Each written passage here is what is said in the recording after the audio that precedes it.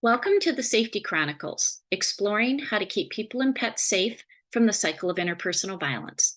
I am your host, Allie Phillips, founder and CEO of Sheltering Animals and Families Together, the SAFeTy Program, a nonprofit organization working with domestic violence shelters to eliminate the pet housing barrier to safety. As the founder, I have led the global movement in helping domestic violence shelters create on-site pet housing while elevating the criminal justice response to how animal abuse links to crimes against people. I am a former prosecuting attorney, internationally recognized legal expert, and public speaker, award-winning author, and advocate for protecting vulnerable victims.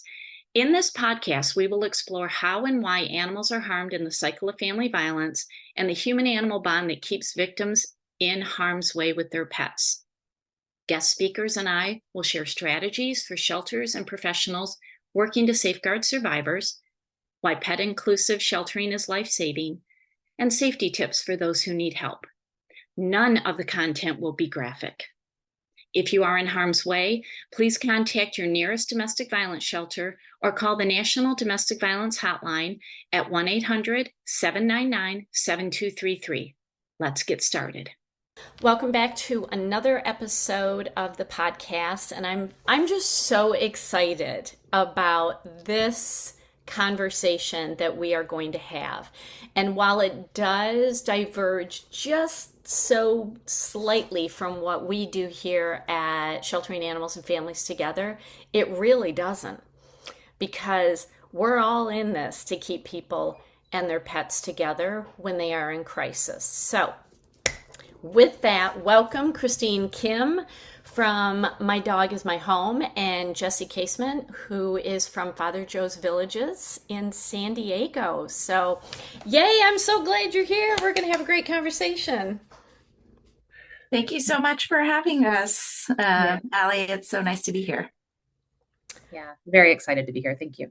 Oh, yeah. So Christine, we had a call back in April, and I remember we squirreled a bit, but we had a very, very deep discussion about people in crisis with their pets and funding issues for shelters, and and wanting to help organizations understand co-housing and take the bold steps. And that's when I knew having the two of you on this podcast would be a really, really interesting discussion. So I would love you both to introduce yourself, your organization, and how you got involved. So Christine, let's start with you. Sounds good. Well, I'm Christine. I'm the founder and executive director of My Dog Is My Home. And it's right in my title. I'm the founder of the organization, and it got started a little over 10 years ago at this point as an official 501c3. But the organization's history goes back a little bit further than that. So I was trained as a social worker and working in housing and homeless services, and had always been an animal person for my entire life, really understood the value of the human-animal bond on like a visceral, personal level. And in my work, bringing people off the street and into their own housing, I was noticing that there was this issue of people with pets not having the same access to services as people without pets. And granted, access to services can be limiting for a number of reasons. There just isn't enough affordable housing or beds, period. But for those folks who had animals, it was even harder for them to access the things that they needed. And I just could not understand why, as a service provider, we were putting people through these extra steps and extra trauma. And that's really where My Dog Is My Home was born. In those experiences, working directly with people with pets and seeing firsthand how challenging it was for those who chose not to part with their pets, and also for those who did part with their pets, how terrible that was. And And I could go on, but I'll stop there and I'll hand these over to Jesse.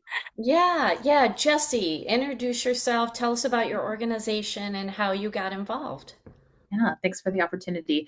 My name is Jesse Casement. I'm the Chief Client Services Officer for Father Joe's Villages.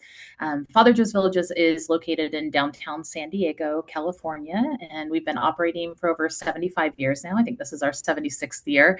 We are our city's oldest and largest provider of services for people experiencing homelessness in our area. We have a mission to prevent and end homelessness one life at a time. And we operate scattered site programs, but primarily our services are located on a campus in downtown San Diego. And we have an array of programs there that we offer that we've divided into what we call our 4 pillars of care. So meeting basic needs, investing in children, making health a priority, and strengthening self-sufficiency. And what that means is that every day we have teams that are out there providing compassionate care to our neighbors in everything from street health and outreach to meals, shelter and housing. We have a licensed childcare facility here on site. We operate employment and education services. So we really have this robust offering of services. And like Christine said, it just made sense to us that we want to serve the whole person and the whole family. And that family oftentimes has, a member that may have 4 legs or a beak. And so we want to make sure that we remove all barriers to entry into our services. And that way we can connect with the person and provide all of these great services that we have, but we can't do that if someone doesn't feel like they can come inside with their animal that they love. And so Father Joe's Villages started accepting emotional support animals and service animals in 2010, but then we expanded to serving pets in 2020. I personally got involved here at Father Joe's Villages after I moved here from the Midwest. My background is in working with youth who are in foster care and in justice-based programs. I really have an emphasis on keeping families together. That translated nicely to the work that we do here at Father Joe's Villages. But before I started working with people, I worked with animals as a veterinary assistant at a clinic and then also at the Kansas Humane Society. So really, like Christine, I grew up with animals. I've always had pets in my lives. I understand how much value my animals bring to me. I can't imagine having to make the decision between being able to keep my animal with me. And so it's all just melded together into this beautiful, space that we're in at Father Joe's where we can offer safety and love and support to people and their animals together. Oh, so I was on the Father Joe's Villages website, and right in my face, right away, were some horrifying statistics. Like more than 9,900 people in San Diego alone are experiencing homelessness. And of those, more than 5,700 are sleeping on the street. And that includes children, right? It does include children.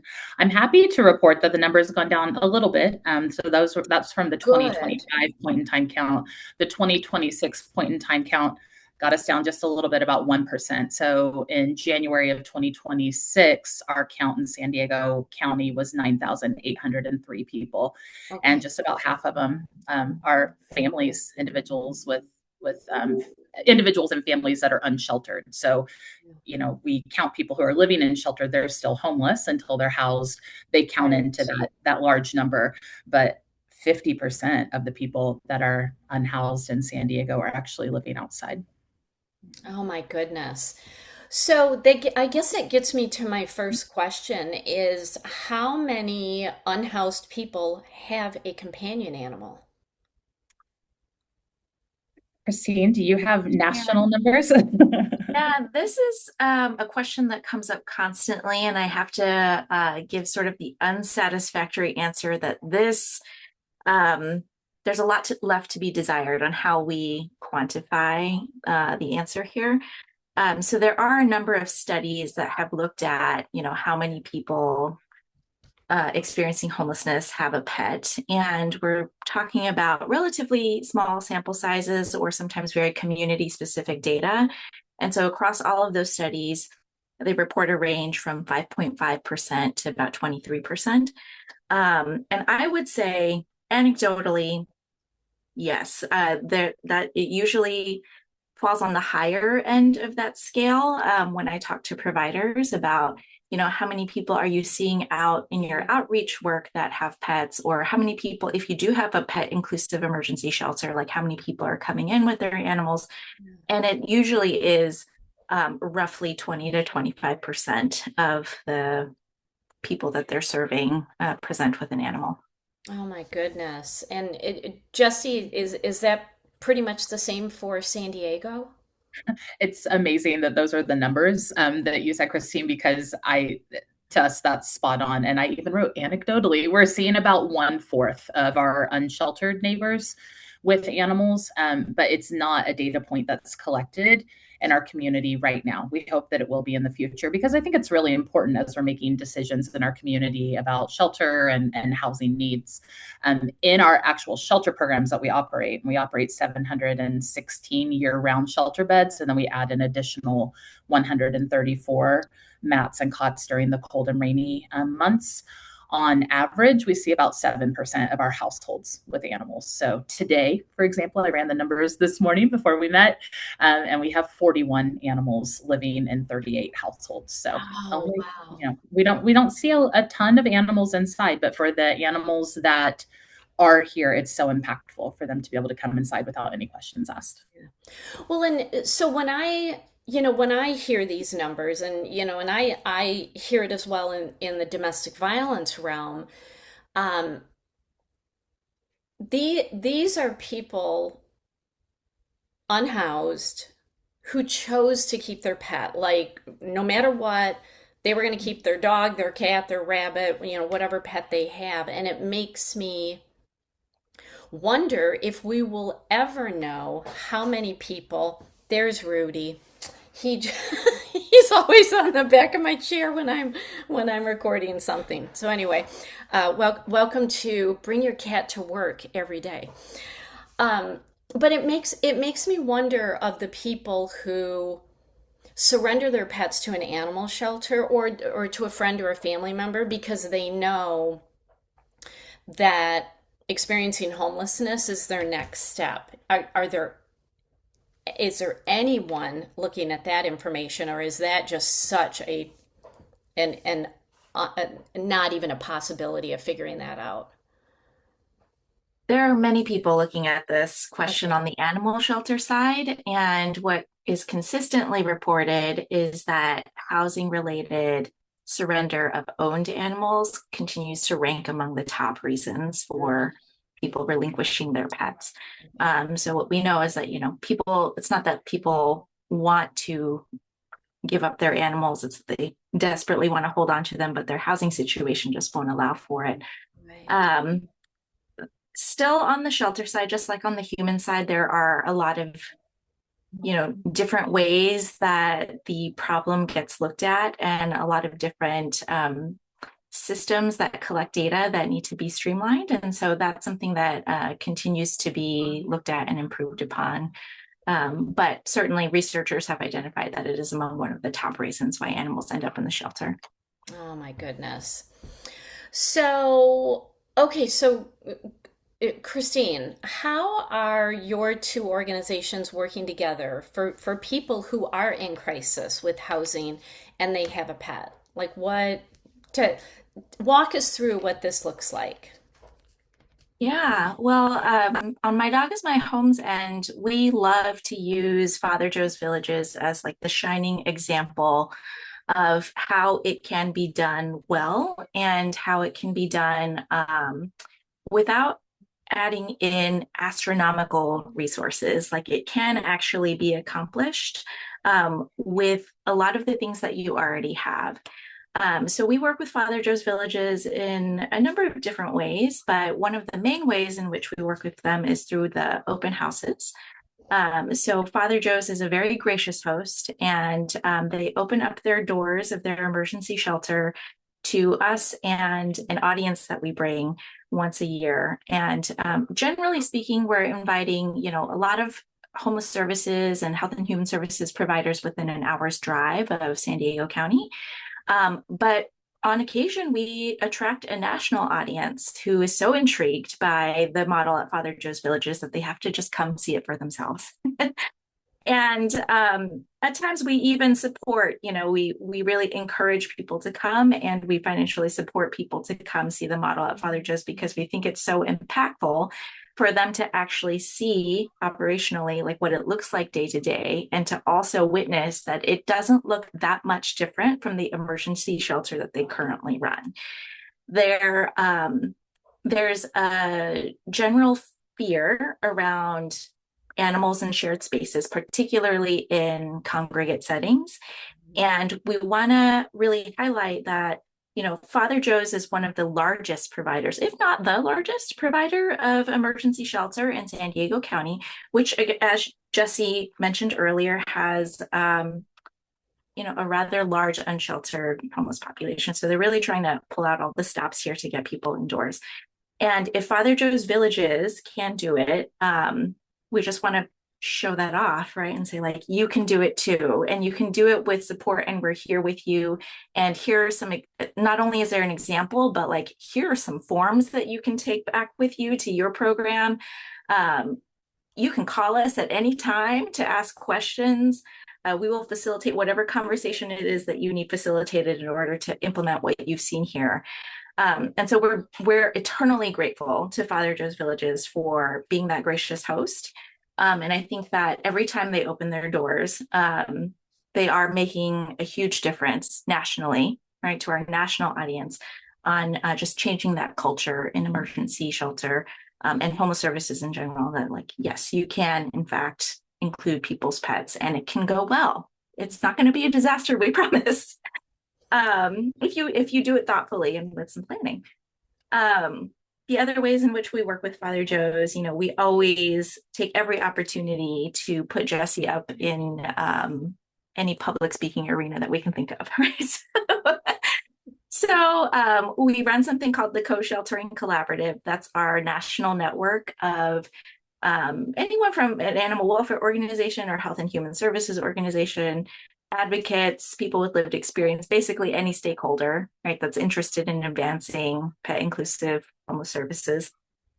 We gather them in this digital space for folks who cannot travel or just need like a low barrier entry into the discussion. We have these quarterly meetings where people can gather and just learn more about co-sheltering and all the other kind of support services. And we have various speakers from different organizations that we show off, in that digital space. And Father Joe's, we have brought Jesse on to be that speaker on a couple of occasions. And again, every time she speaks, she changes hearts and minds. And so we're happy to provide that digital space and that platform, and just, make sure that people are there to hear it. That's our job, is to bring the people to hear her speak. And then we also love to work with Jesse at other public speaking in-person events. So anytime that there is a natural audience at a homeless services conference, even at animal welfare conferences, like every opportunity we have to partner with Jesse and the good people at Father Joe's Villages, will take that because it's such a powerful example. So Jesse, that's really kind. Yeah, let me say real quick. Thank you, Christine. That is so generous, and for everything that you say we provide. I will say that I credit Christine and My Dog Is My Home, as well as the Co-Sheltering Collaborative, for being the reason that we even had the confidence to move from accepting just assistive animals to being fully pet inclusive. So I was introduced to the Co-Sheltering Collaborative through a colleague over at the San Diego Humane Society. And I attended that first meeting and thought, wow, we could be doing so much more. And that's because Christine and her team at My Dog Is My Home are so skilled in bringing people together. And I think the networking and the shared resources really makes a difference in being able to go back to your leadership team and pitch to your board or whatever it is that you need to do to talk to your team about, hey, what if we made this shift? What would it look like for you? And so thank you, Christine, for making it possible, because I really don't think that I was dreaming big enough until I sat in my first collaborative meeting. So Jesse, when did you all launch your first pet inclusive shelter? When did that happen? Okay, so we first started serving emotional support animals and service animals in 2010. Okay. And then in 2019, there were dollars that were made available through the state of California through what's called the PAWS grant. And those dollars were significant and could be used to make adaptations to physical spaces, to help pay for staffing and supplies, veterinary visits, and behavioral supports like training classes and things like that for the animals. And so we went ahead and applied for those dollars. We were very lucky to get the grant and to continue to get the grant over the years. Those dollars have now dried up, so we don't have the PAWS grant any longer.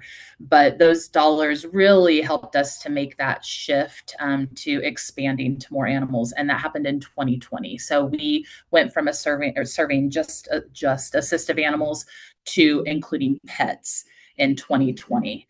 And then we became fully pet inclusive in 2021 when our city funded shelters also, really wanted to, take on our pet inclusive policy that we were using in our other shelters. And they said, hey, we want that to happen over here too. And so we became fully pet inclusive in 2021. So every single one of our beds could accept an animal into that space. That'd be a lot of animals. If we had 716 animals, that'd be a lot of animals, but all of the beds and spaces are prepared to accept an animal if necessary.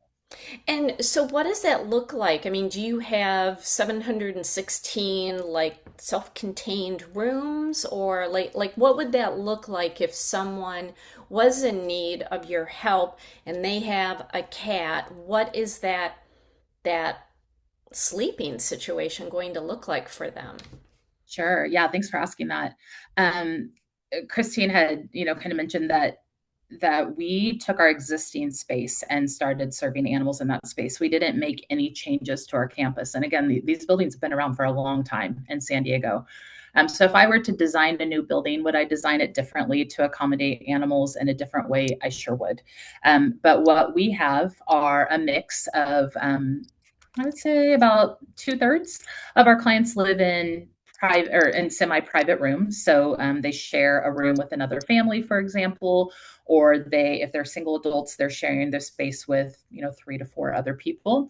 But that's behind a door that closes. But then we have 300 or about 250 of our beds. And then our inclement weather shelter beds, which are cots and mats, those are all in congregate spaces. So we're talking about bunk beds, no doors. So it's really a crate alongside the bed so that someone can safely crate their animal while they're sleeping, while they're in the shower, while they're at work or at an appointment.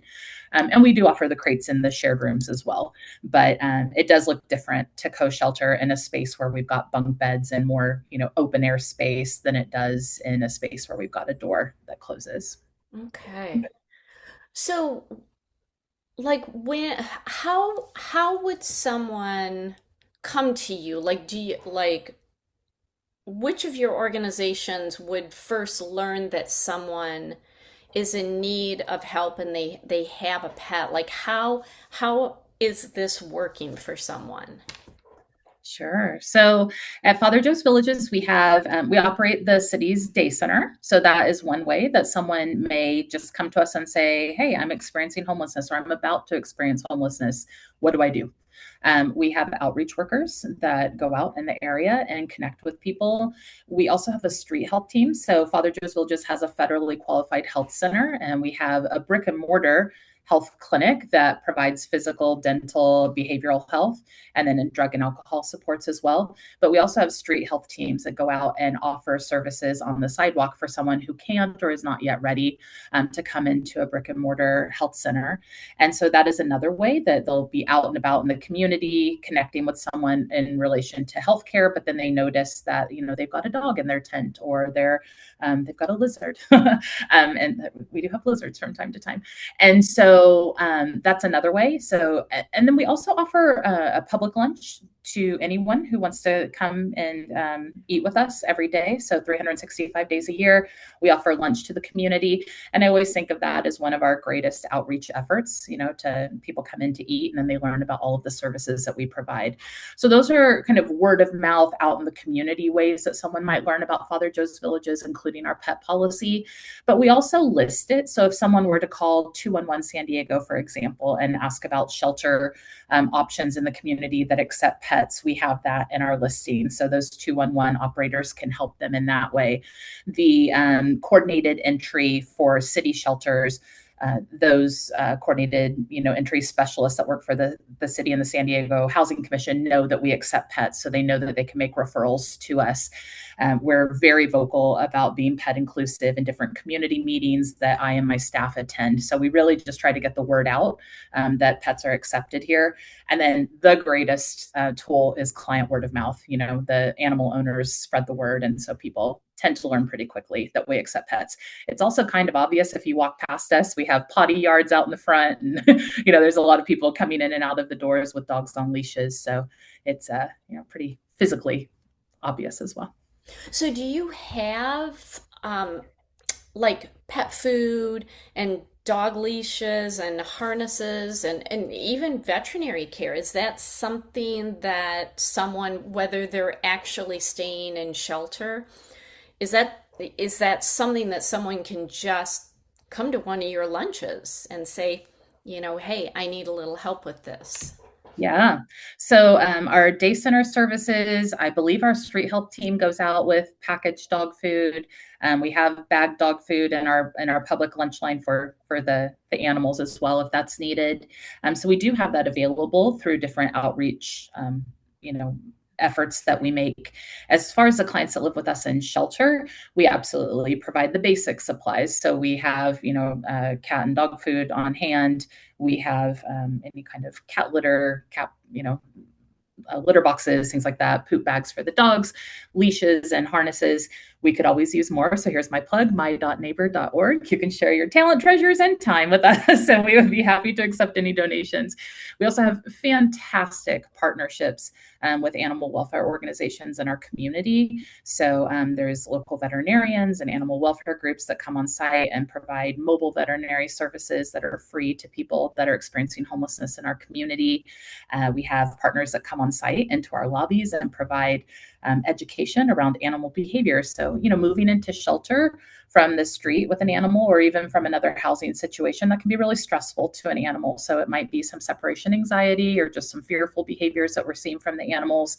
And those animal welfare partners are just tremendous partners in making sure that the clients that have animals really understand the resources that are available to them in the community, and then also have, some training tips and tricks that can help their animal to settle in more comfortably. So we're very lucky to have all of those resources. When we have the dollars from the state, we have a really generous budget that we could use to pay for emergency vet care, training classes and things like that. So that has been reduced, but the basic resources are available to people living with us in shelter. And then we try to get supplies out to the community as well.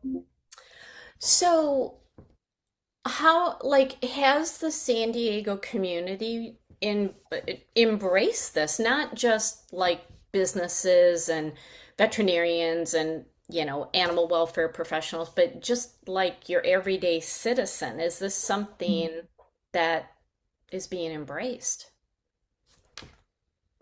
I feel like the feedback that I get is either overwhelmingly supportive or surprised. They're like, wow, you serve pets. I didn't know that that was something that happened in shelter for people. For people who maybe don't understand it, every now and then I'll have a connection with someone who just doesn't understand why it's important or why it's valuable that we serve animals, or they might think that I don't want dollars that I donate to go towards helping animals. I only want to support people. So it's really helping folks to understand that to help the person, we have to remove the barriers so that they will come and access the services. And so Even if someone doesn't understand why pets are so important, or maybe it just doesn't make sense to them, maybe they don't have a history with having pets in their own lives, whatever it might be that makes them not understand the importance of it. So often I think it's helpful to just help them understand that there are people who will turn down shelter if they cannot bring their animal inside, and if they turn down shelter, then they can't access all of these amazing services that we provide, everything from case management and employment support and housing navigation and, deposit assistance and all of the things that we do here at Father Joe's Villages, medical care and new teeth for someone that's had dental issues. All of these things we can't give to them if they won't come inside because they can't bring their animal. So I think it's just really that's been the key for me. I don't know if you would add anything there, Christine, but it's really just been an education piece where it's like, we're not an animal shelter. We are a human shelter, and humans have pets. Yeah, Christine, what have you felt from the community? Do you feel that this, co-housing, especially with your co-housing collaborative, I mean, do you feel that this is being embraced by people who are not in the field? Like, we're in it, we get it, but like for just your everyday, Joe and Mary, who are, enjoying life, do you feel that is being embraced? More so than ever. I remember when I first got started with My Dog is My Home, introducing the concept to people, that people experiencing homelessness, one, had pets, that they were deserving of pets, and that there was a gap in service. It was like mind-blowing information to some people. And even people in the field, right? Service providers, people who work in shelters, they're like, no, that's not an issue. And I remember being laughed out of meetings in those early days. And that's not really the case anymore. We always go to the National Alliance to End Homelessness Conference twice a year to table, to be at that watering hole, that national watering hole where all of the homeless services providers come and convene to learn and, hear about best practices. And we have seen a noticeable difference as time goes on. And with every conference that we attend, with every conversation we have, we can see the resistance sort of dropping lower and lower, to the point now where it's no longer us convincing people that like this is an issue and that spaces need to be pet inclusive. Now it's more of a conversation of like, how can we help you? Yeah. How can we help you address this barrier? And it's really rewarding to be in this field at this particular moment when we feel that shift. And then also to be here in this moment when there's more conversation than ever legislatively and also resource-wise. And research-wise, I just feel like it's a moment in time that is really special for people who care about housing and safety and people and animals. It feels like it's finally getting its due spotlight, So I do feel like, the industry as a whole is in a different place. And I think also with the general public, more than ever also, I do feel that people kind of intuitively understand that people love their animals and their animals are their family members. And if they themselves were in a difficult situation, which so many people understand the concept of rent burden, right? Like, I feel like it's more expensive than ever to be a renter, right? And rent burden's a real thing for so many people. Like, how would they feel and how would they react if their bond with their animal was questioned and if they had to choose between housing or shelter and their companion animal? A lot of folks really intuitively get it.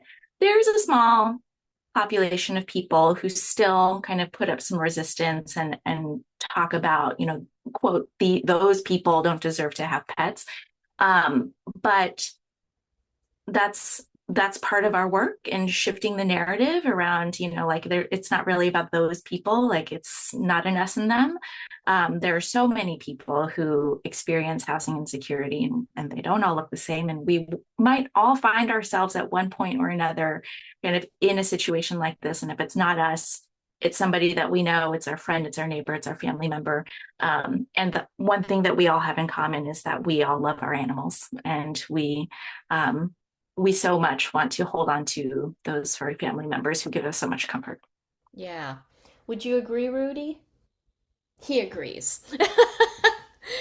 So Christine, talk for a moment about this co-housing collaborative. If somebody is listening to this and they are in Chicago or Huron, South Dakota, big city, small city, and they're like, "Hey, this is such a great idea. What the heck do I do to get this going?" Like who are kind of the core partners that need to come in order to make this a successful collaborative? Oh, well, I would tell them to join the co-sheltering collaborative wherever they are in the country. And yeah, as I mentioned before, we're trying to make it as low barrier as possible. So if you just want to be a fly on the wall for that first conversation, like be a fly on the wall. Oh, We don't charge anything. You just sign up on a Zoom, like Google form, and we send you the calendar invite and you can join us. so anybody around, like I could join in. So let me get this straight. So they wouldn't necessarily have to create their own locally, or do you recommend that they create one locally? Well, oh, that's such a great question. So they don't have to create their own locally. In fact, we are trying to create local opportunities for them. So they can join the National Co-Sheltering Collaborative at any time, wherever they are in the country, with no fees or anything like that. Our co-sheltering collaborative as a national large group meets quarterly on Zoom. So you don't have to travel anywhere to be a participant. In between those quarterly meetings, we have working group meetings. And so if they choose to dive in a little bit deeper and build a little bit more community, or if they still want to be a fly on the wall and just hear what's going on more locally, they can join one of our regional working groups. And we're covering rather large geographic swaths of the US. And so we have a West Coast working group, we have a Northeast working group, we have and all of the regions of the country are covered or will be covered in the near future. And at that point, they can connect with people who may have a more similar political culture or culture around homeless services, and they can connect with their peers more locally to talk about how to advance co-sheltering and co-housing. See, that to me is the easy button. Like you have literally made it so easy because, and I'm sure you've both experienced this, I've experienced it in my work of yet another thing to join or work on or have to create, and this, you've made it so easy. So I love that, and thank you for explaining that, because I'm hoping that people will hear this, they can join in. And is that like on My Dog Is My Home website where they can join in? Yes, you can find information about the co-sheltering collaborative by going to mydogismyhome.org, or you can go to the co-sheltering collaborative website. The national network does have its own kind of look and feel and website, and they can reach it directly by going to co-shelteringcollaborative.org as well. Oh, wonderful, wonderful. All right, and then Jesse, what advice do you have for agencies that are working with those experiencing homelessness? Those that actually have a shelter. What advice do you have to encourage them to do this? Mm. Yeah, I really appreciate you asking that, Allie, because I've said before in different settings that I messed up when I was a young manager at the organization, and when we started welcoming emotional support animals and service animals, I didn't listen to my team enough about their concerns and just worries that they had about increased workload or about fears that they had of different, species of animals or breeds of dogs, for instance. And I just didn't listen enough. I loved animals, and I knew that, by law, we needed to support, or we needed to accept emotional support animals and service animals, but I didn't give my staff enough training to feel confident that, I just, in one day's time, it didn't take one day, but, one day they served only humans, and the next day they were expected to work around animals. And for a lot of them, that was uncomfortable. And I didn't do enough to train and support them. So the best advice that I have for other shelters who are starting to explore the idea of serving animals is to talk to your stakeholders. And by that, I mean, talk to the clients that you're serving. This isn't, we don't just serve people with animals. We serve more people that don't have animals. So we need to understand their concerns about sharing a room and sharing space with animals that are around them. There's stigma, there's past experiences that people have that we need to help educate folks on. And then once you gather all that information from your stakeholders, your clients, your staff, if you contract with a custodial team, or if you contract with a security team, understanding their concerns, understanding concerns that your board or your leadership team may have around insurance requirements, or, all of those things. So you collect all of that information, and then you go to a space like the collaborative and you connect with people that are already doing the work. You don't have to do it alone. I know we share policies and procedures and different forms that we've created. I'm more than happy to get on the phone, and I know there's so many other providers that do the same. Christine and her team are fantastic at connecting us together. And so, I'm happy to support, through a mentor kind of capacity. And then I always say, start with one. You don't have to well, there's laws in your community that you need to know your laws around emotional support and service animals. But as far as pets go, you can create your own policy, and you can start small and see how it goes. So collect the information, make connections, borrow and steal, policies and procedures that other organizations have already put together. I should have said one of the biggest: build relationships with the animal welfare organizations in your community. They are experts. They can help you with trainings for your staff. They can help you with different protocol for cleaning crates after they've been used. All of those things already exist. You don't have to create them from scratch. And then start small and check back with your team, check back with those stakeholders, see how it went, and then expand as you're comfortable doing so. So I don't think you have to dive all the way in 2 feet, and go huge. If you want to, that's possible too. But if you're on the fence with it, just start small and see how it goes. Yeah.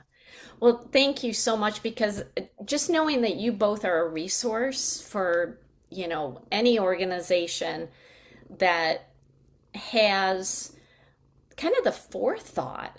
I mean, this is, I've been doing this a while in the domestic violence world, but there's just not a lot of this co-housing in the area of homelessness. And so thank you for your innovation, your forward thinking, being proactive, being open-minded.